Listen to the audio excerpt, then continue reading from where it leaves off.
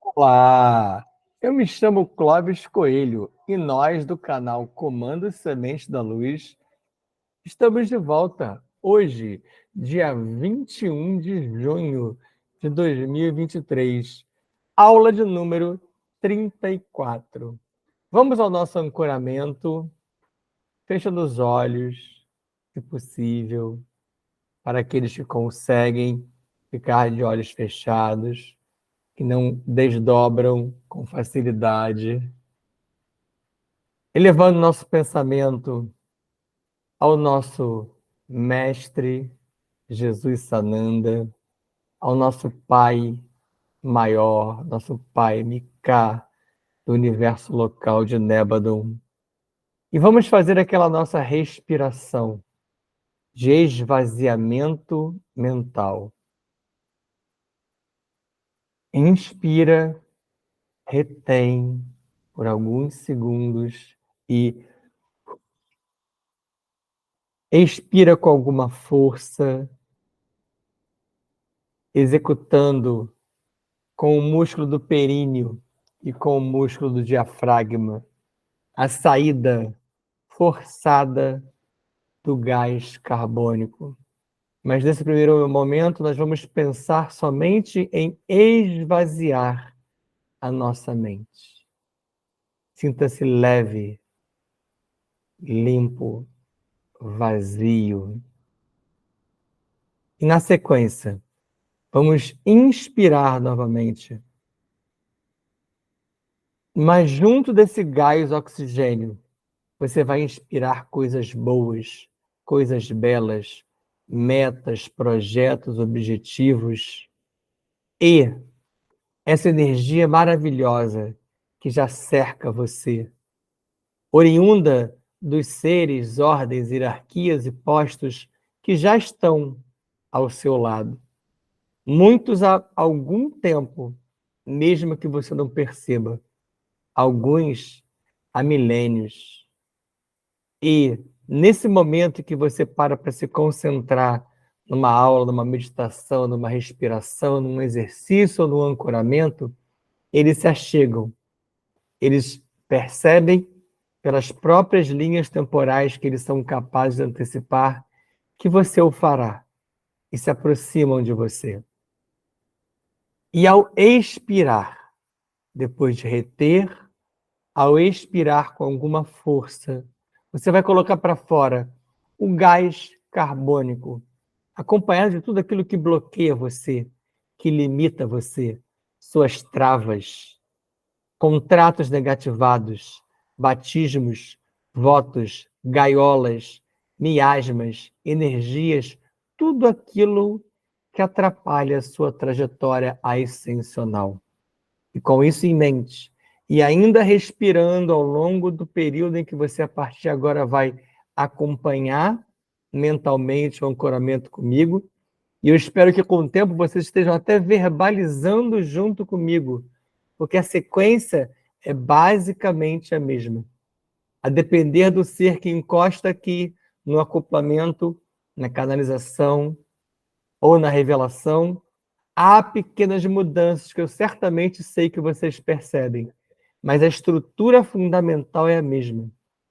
Assim, nos ligamos aos queridos guias, amados mestres e a toda a nossa enorme família estelar.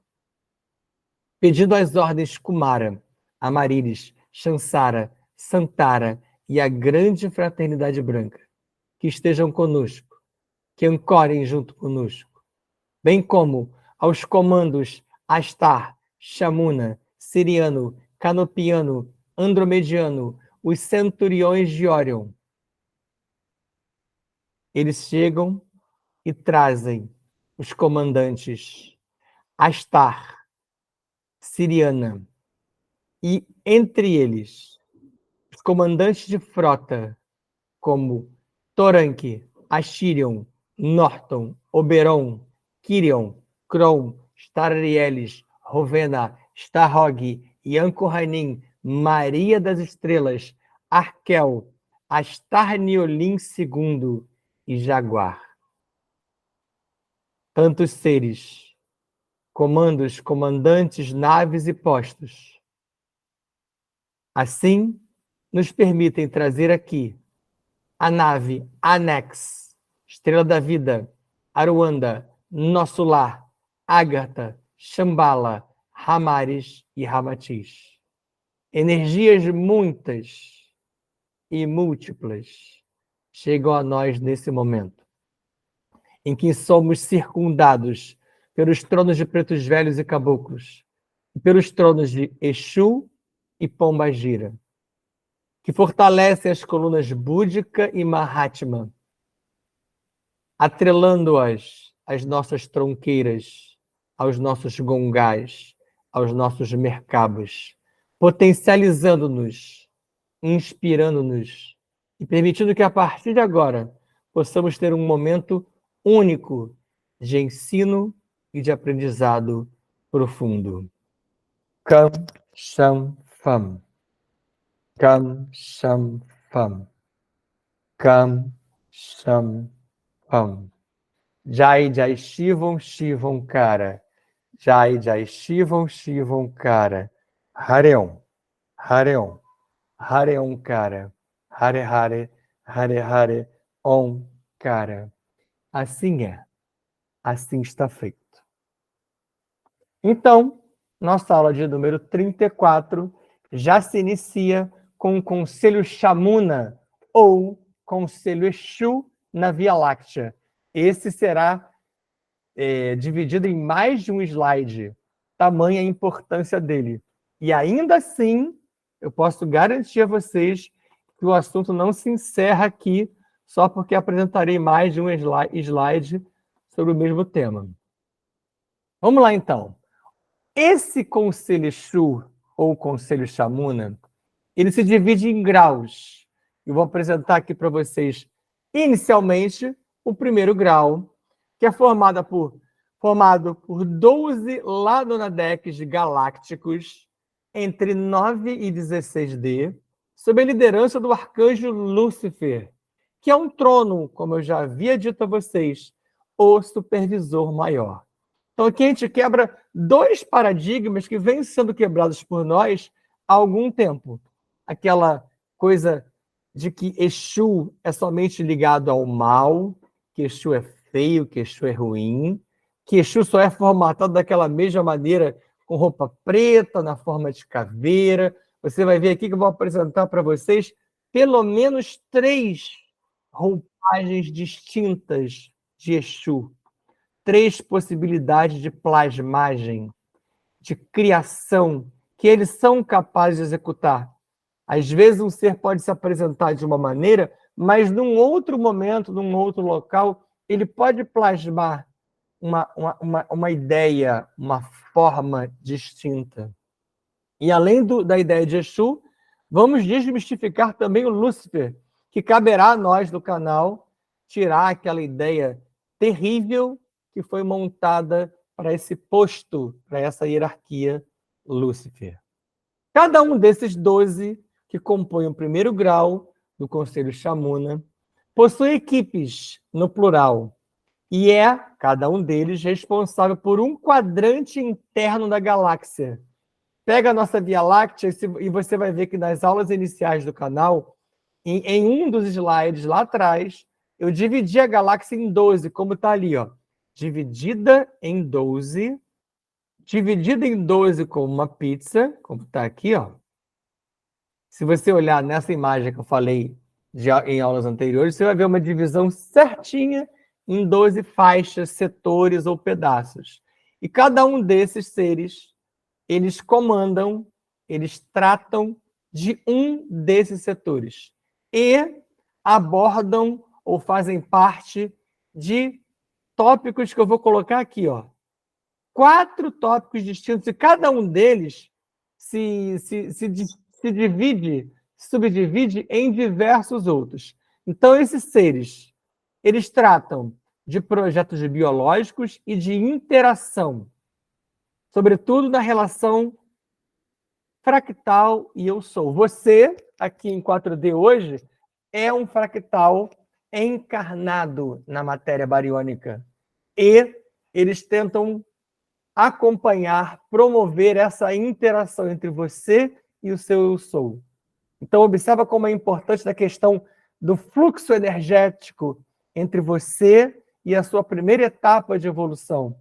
Como é importante o Exu, como é importante o Conselho Chamuna. Eles fazem parte dos projetos biológicos nos quais você está inserido numa raça aviária, felídea, insectoide ou humana, como você se encontra agora. Tratam também de projetos genéticos dos filhos paralíticos, que é um assunto que a gente já vem tratando aqui de alguma forma há algum tempo. E aí destaca-se a implantação dos códigos. Como exemplo, aquele código morontial crístico Mahatma, sobre o qual já falamos também. Tratam da atuação junto à Confederação Intergaláctica. Então, vocês observam que esse primeiro grau trata realmente de níveis muito importantes. Não que os outros não sejam, mas eles também se organizam em faixas energéticas, faixas dimensionais, e se dividem em importância. E também tratam do Conselho Evolutivo Galáctico e Temporal. Então, olha a imagem que eu trouxe para vocês de um Exu belíssimo, levando a luz, como é a ideia do Lúcifer. Como eu já falei para vocês também, Lúcifer é aquele que detém, é aquele que carrega ou aquele que possui iluminação, possui a luz.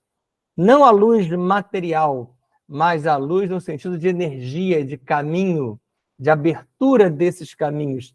E esse Exu completamente diferente, com algumas coisas que podem até ser normalmente representadas por aí. E esses Exus do primeiro grau também são chamados de Exus choroquês. Ok? Esse é só o primeiro grau. O segundo grau também são 12 Lanonadecs setoriais, entre 7 e 16D, que se reportam aos de primeiro grau, aqueles que a gente acabou de ver. Tá? E aí eu trago para você uma outra imagem completamente diferente do anterior. Uma imagem até com aparência feminina, mais doce, com asas e com uma roupa completamente fugindo à lógica normal do que a gente estigmatizou como sendo Exu. Exu não precisa se apresentar de uma única maneira. Sobretudo esses de graus maiores, eles podem se apresentar de diversas formas. São eles responsáveis pelos setores, onde estão as distintas constelações. Então, você veja, aqueles anteriores dividem em 12 e cada um comanda um. Esses de segundo grau já entram nos setores e aí já começam a trabalhar a nível de constelação. Também tratam de projetos biológicos e de estudos do desenvolvimento do fractal. Você veja que há uma interação entre o primeiro e o segundo grau. Há uma proximidade do que seria a função dele, mas como que o segundo adentrasse mais a matéria. Ele descendo um pouco mais de nível, ele trata de coisas mais diretas aos seres encarnados em 4, 5, 6 e 7D. Tratam também do convívio e da interação entre as federações. Já caiu um pouquinho em termos de comparativo com o anterior, lembra? Aqui já são as federações e a relação direta com os impérios estelares. Tratam do desenvolvimento de tecnologia e do aspecto social, olha como é que já se aproxima mais dos seres. Aspecto social das raças e das civilizações. E da religião, mas não dessa religião terrena que nós temos aqui, da ideia de religião sideral que eu já apresentei para vocês, e da ascensão aos níveis, dimensões ou planos superiores, que é aquilo que a gente fala tanto para vocês. Tá? Vamos agora para o terceiro grau, só lembrando que ainda essa semana eu vou postar aqui no canal uma palestra que é específica sobre Exu, que vai complementar essa aula. Não é à toa que elas estão sendo apresentadas próximas, não é coincidência, é tudo planejado pelos seres do astral superior. Então você vai poder focar nesse assunto durante a semana toda. Hoje, quarta-feira, entra a aula do canal. Quinta, sexta, no máximo sábado, estará entrando a palestra do NUME, que tratará sobre esse tema também de maneira bem aprofundada. Aqui hoje na aula não será só sobre Exu, na palestra será só sobre Exu. O terceiro grau, 12 lá na Nadex Sistêmicos. Você veja que eu estou me aproximando cada vez mais entre 6 e 13D, inseridos nas federações e nas confederações, que se reportam aos Exus de segundo grau. Esses já são responsáveis pelos sistemas solares e pelos sistemas estelares, na complexidade temporal e dimensional. Ok? E dentro desses sistemas solares e estelares, eles são responsáveis por... Então, vamos lá. Esses são responsáveis por sistemas solares e estelares na complexidade temporal e dimensional. E dentro desses sistemas, eles são responsáveis por projetos biológicos entre 1 e 6D. Olha que gama mais próxima, inclusive, passando da gente, que está em 4D.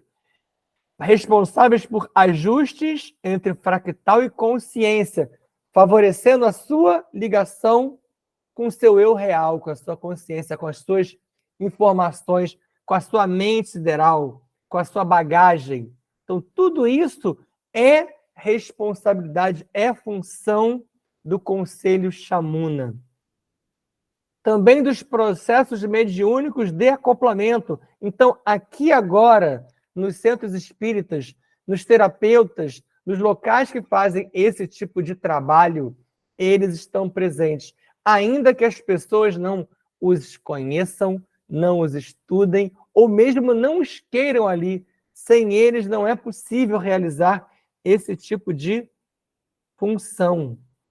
Trabalham também com a ativação do conceito de Cristo e da ascensão crística, que nós vamos chegar a esses conceitos, estamos dando pinceladas sobre eles ao longo desse período, mais sobre a ascensão, mas você vai entender que o conceito de Cristo não é somente aquela coisa que fecharam em cima de Jesus Cristo, que eu nem chamo de Jesus Cristo, já expliquei, inclusive, na palestra recentemente, que é o nosso Jesus Sananda. Eles também participam do desenvolvimento de raça e sociedade. Veja a similaridade com outros graus, mas cada vez mais se aproximando de nós.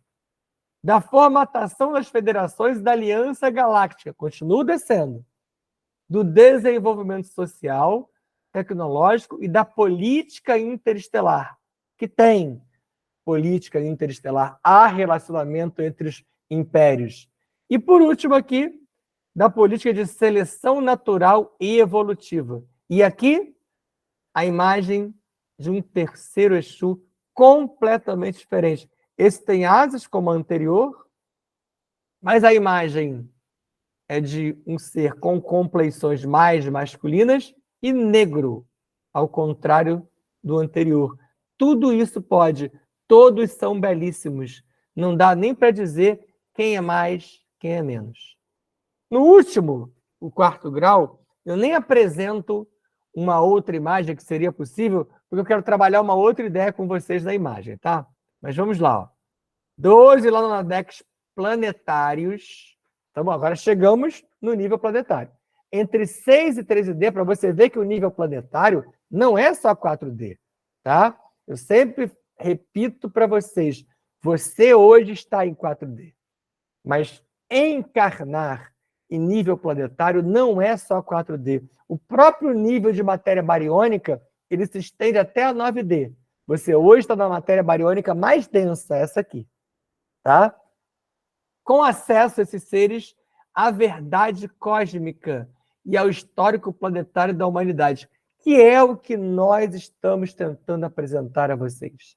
A verdade cósmica e o histórico planetário em que você se encontra há muito tempo. Eles são chefes estelares ou diretores executivos que interagem com federações e planetas de exílio.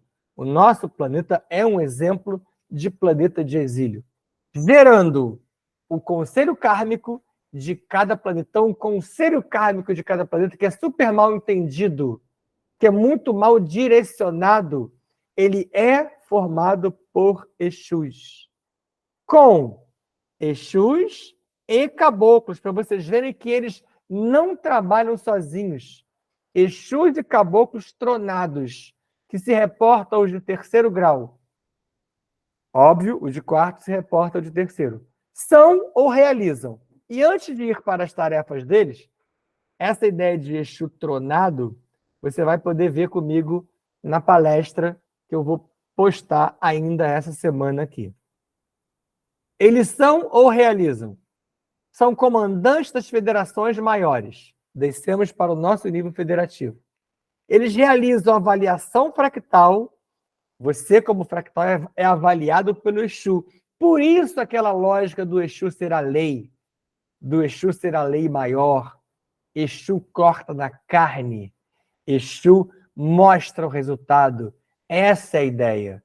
Então, ele, além de avaliar o fractal, ele realiza a coordenação de quê? Dos exílios.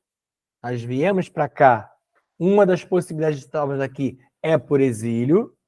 Do astral, que é o nosso 5D, o astral inferior. E do umbral, que é uma contraparte energética dessa mesma faixa dimensional.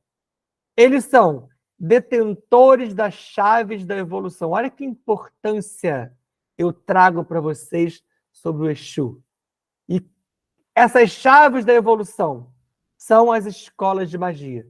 Então, as escolas iniciáticas, as escolas herméticas, as escolas de magia, as chaves estão nas mãos desse conselho, nesse caso aqui, do quarto grau. Além disso, são detentores das chaves da ascensão planetária. Você que busca hoje o caminho através do comando da luz, você que se inseriu e se inscreveu no comando Semente da Luz, você é assessorado por um Exu.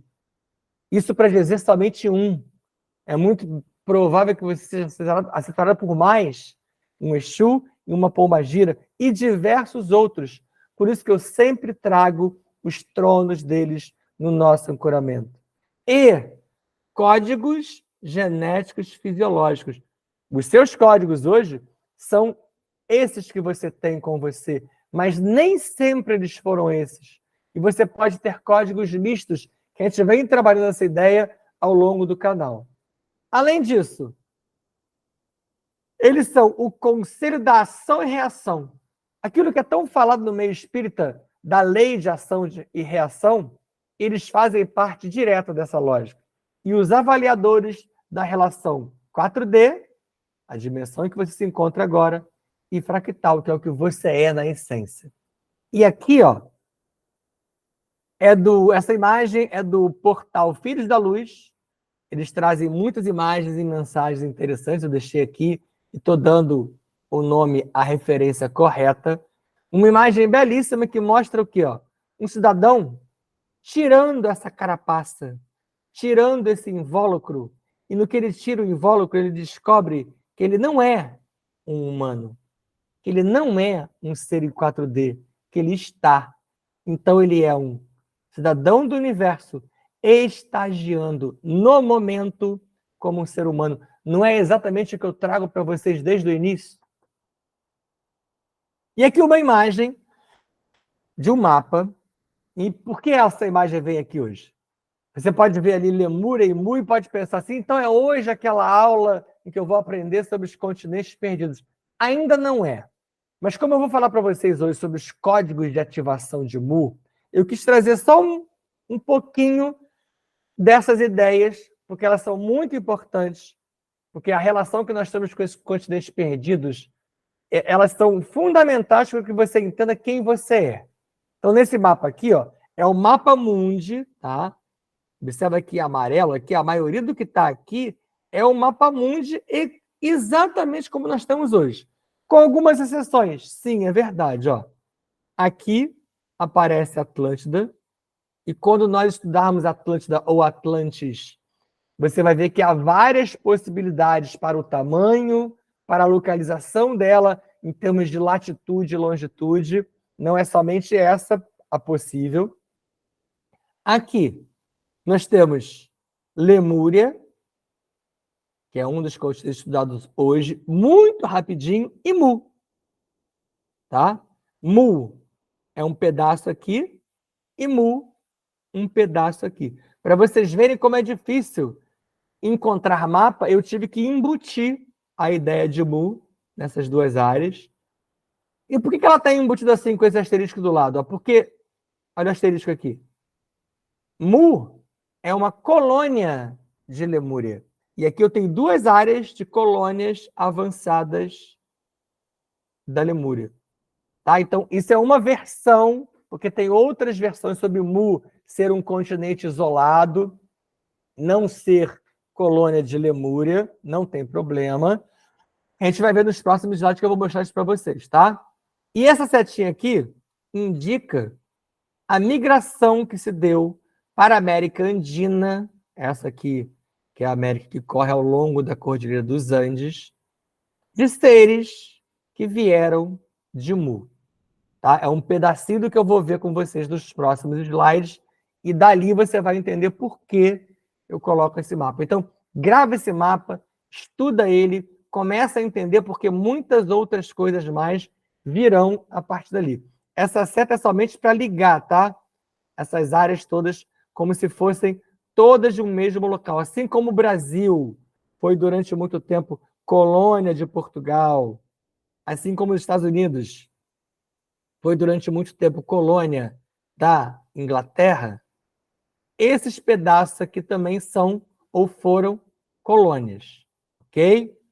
Vamos então à lógica dos códigos de ativação de Mu. Código de ativação de Mu, e antes de entrar propriamente no slide, eu só quero esclarecer do lado que o mapa que você vê aqui, ele está um pouquinho diferente, é proposital. Ó. Lemúria, numa versão diferente. Qual é a diferença quando você comparar com a anterior? Essa apresentação de Lemúria aqui, ela é um pouco maior. Ó. Ela abraça todo o sudeste da África, aqui pegando Madagascar, toca na Oceania, na faixa leste, e chega até o sul da Índia. Então, é uma apresentação de Lemúria muito maior. É possível? É.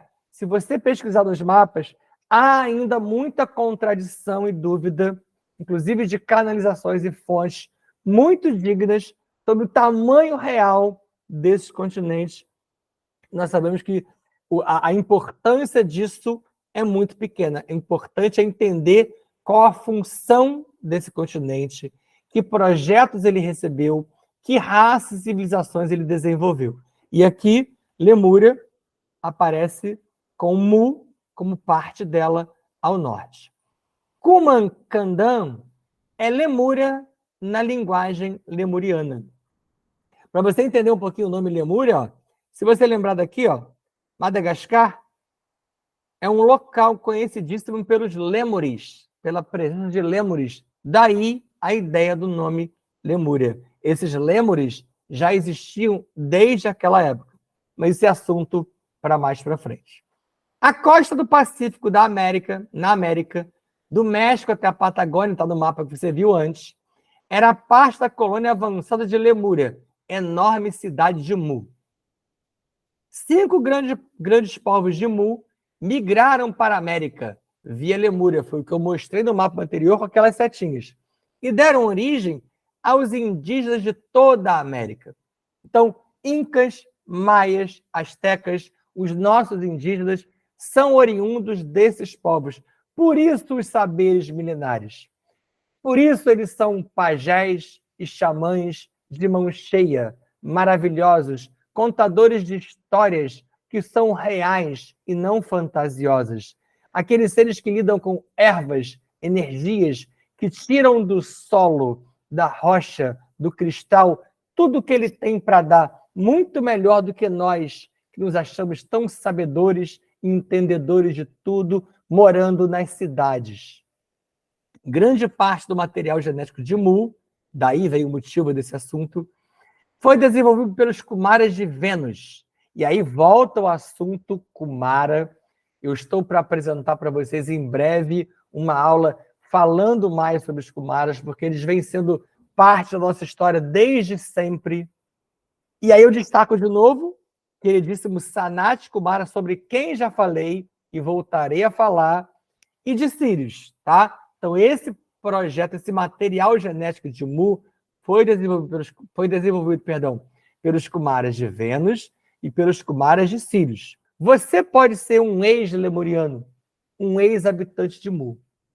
Na América do Sul, andina, aquela do mapa, foram criados templos e portais, onde se desenvolveram as principais cidades intraterrenas, físicas e etéricas do planeta. Daí o interesse da América, daí o interesse do Brasil. Aqui estão os principais portais, as principais passagens intraterrenas. Todas elas foram feitas com os habitantes mais avançados de Mu. Terra Nova, ainda um pouquinho sobre Lemúria e Mu, tá? E vamos aqui à imagem, uma imagem muito legal, muito ilustrativa de como é essa área dos intraterrenos, como é essa parte interna. Eu vou apresentar para vocês mais para frente outras diversas imagens, algumas até mais explicativas, mas essa é muito bela, que mostra que dentro do planeta, ainda que não seja exatamente assim como está aqui, nós temos áreas de água, outras áreas montanhosas internas formando cidades. Isso aqui imita, inclusive, imagens de cidades atlantes, que nós também veremos. Lemúria, com mais de 65 milhões de habitantes, se convertendo à Terra Nova, com projetos de Toranque, Astirion, Shontor e Gadman. Todos aqueles que eu falo aqui no início. Além de conexões com a Aliança Galáctica e as áreas intra-Shambhala, que eu vou apresentar a partir de agora como SH, e Agartha. Aqui não tem muita novidade, só a ideia da Terra Nova que ela se converteu. Nas guerras com os Anunnakis, que nós veremos, o Conselho de Mu solicitou a Shambhala a transferência da sociedade para Shambhala ou para outras cidades ao redor de Agartha, tá? Então, na época da guerra, eles solicitam que saíssem de Mu, tá? Que está na superfície, e que fossem para o interior do planeta. Muitos realmente foram. Muitos foram para Shambhala e outros foram para outras cidades, como está aqui, ó. Fora os que foram levados por Toranque e embora daqui para outros destinos, como os Elfos, que era um projeto de Toranque, e ele próprio retirou daqui quando percebeu a problemática que os Anunnakis estavam causando com as guerras do planeta. Isso a gente vai entender muito bem mais à frente. Está chegando essa hora, não está mais longe, por isso essa prévia toda. Mas só para esclarecer o que pode não ter ficado esclarecido, ó. Shambhala é uma dessas 24 cidades. Então pensa assim, Agartha é como se fosse a cidade-mãe, a cidade central.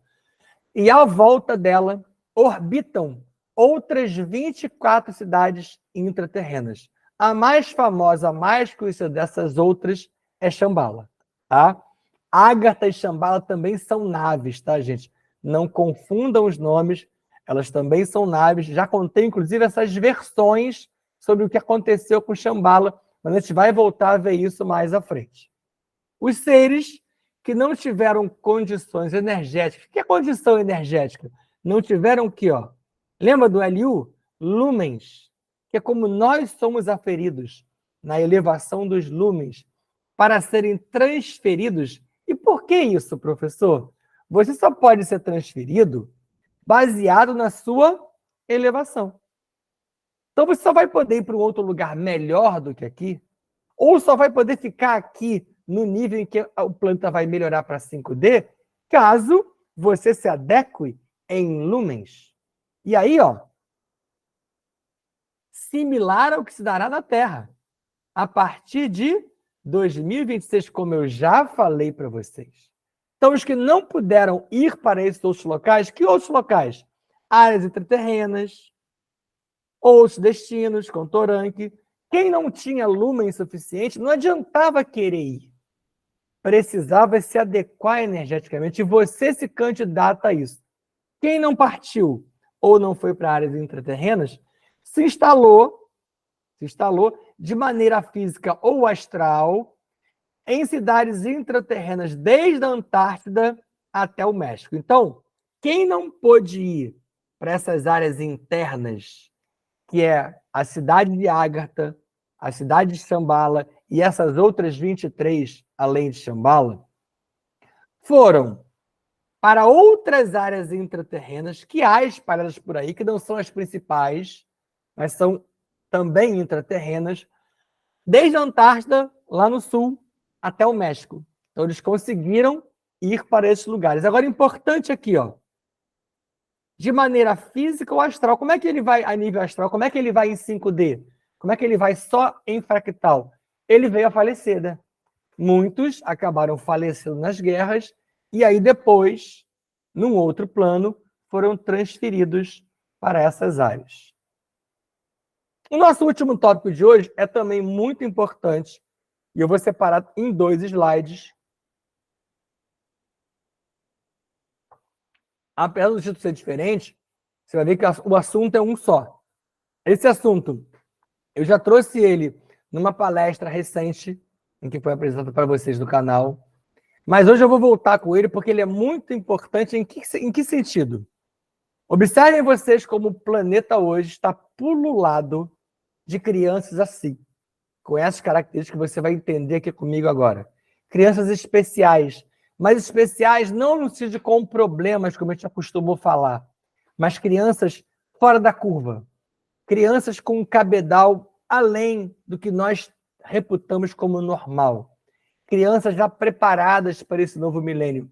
E elas não estão chegando ao acaso, coincidentemente ou por sorte. Elas fazem parte de um plano, de um planejamento, de mais uma coisa que a gente chama sempre para vocês de projeto. Então, primeiro a gente vai ver as crianças índigo e as crianças violeta, tá? São seres, todos eles, inseridos em um novo modelo de energia e realidade 4D na Terra. Então, esse tópico 1, ele serve para as crianças índigo, para as crianças violeta e para os outros 2 tipos que estão no próximo slide, que eu não quero adiantar para vocês. Então, todos eles fazem parte desse novo modelo.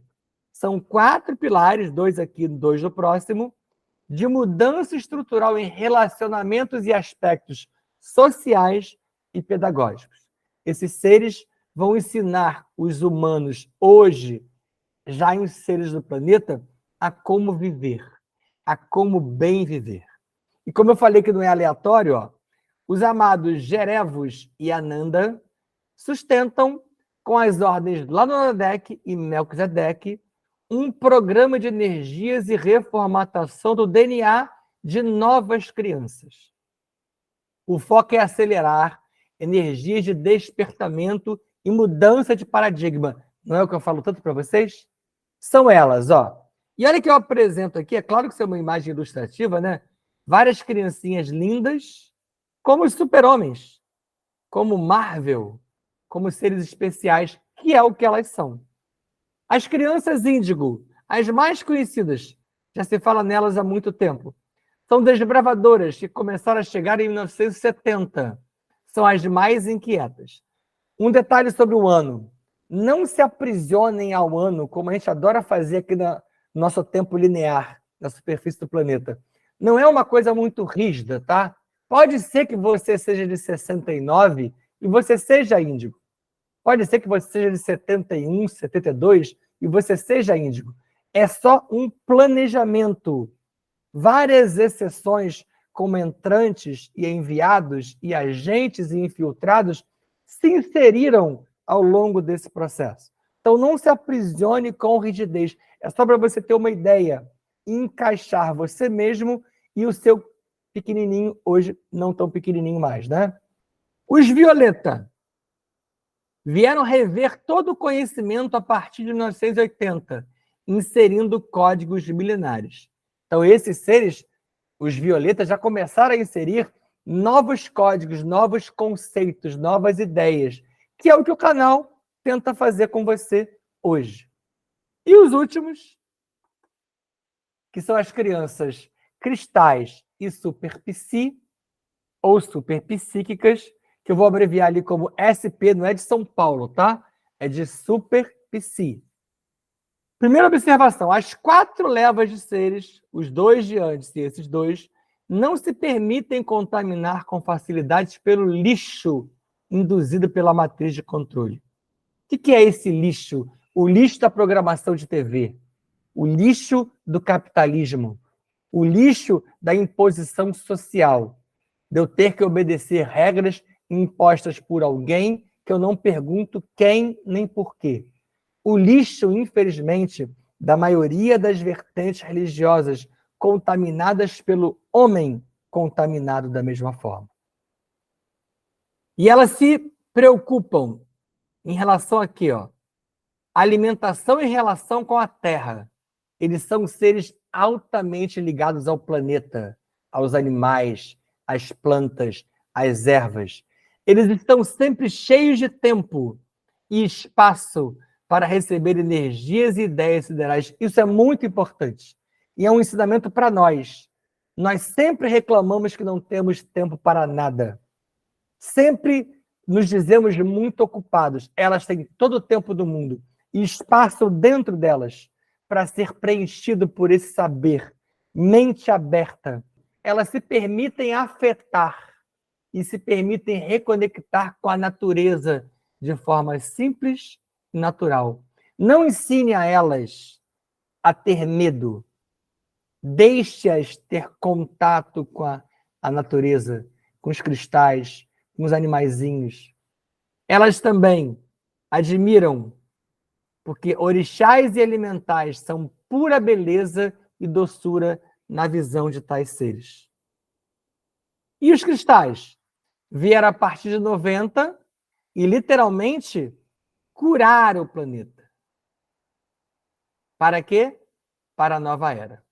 Eles, inclusive, têm esse nome de cristal porque eles têm uma habilidade para manipular cristal, manipular rocha. Eles são curadores exímios. E os SP, ou diamantes, vieram a partir de 2010 e estão espalhados com múltiplas funções, algumas ainda não reveladas. Então, muitos desses seres vão aparecer para vocês com funções que ainda não foram reveladas. Eles já podem estar, inclusive, se revelando com vocês, mães, pais, avós, avós, padrinhas, madrinhas e padrinhos. E uma coisa importante, as crianças estão aqui, ó. E o nosso papel? E o papel daqueles que não são, ou não se acham, ou não se acreditam, ou não se identificaram? Índigo, violeta, cristal ou diamante. O papel desses seres, que pode ser com você, que eu falo agora, é muito importante. O papel desses seres é fazer com que esse quebra-cabeça seja montado, para que essas peças possam fazer com que você se redescubra e ajude esses seres todos a refazerem a lógica milenar, os conhecimentos, os códigos, as ideias profundas a nível sideral que nós trazemos aqui são para que esse quebra-cabeça possa ser remontado. Kan Shan Fan. Kan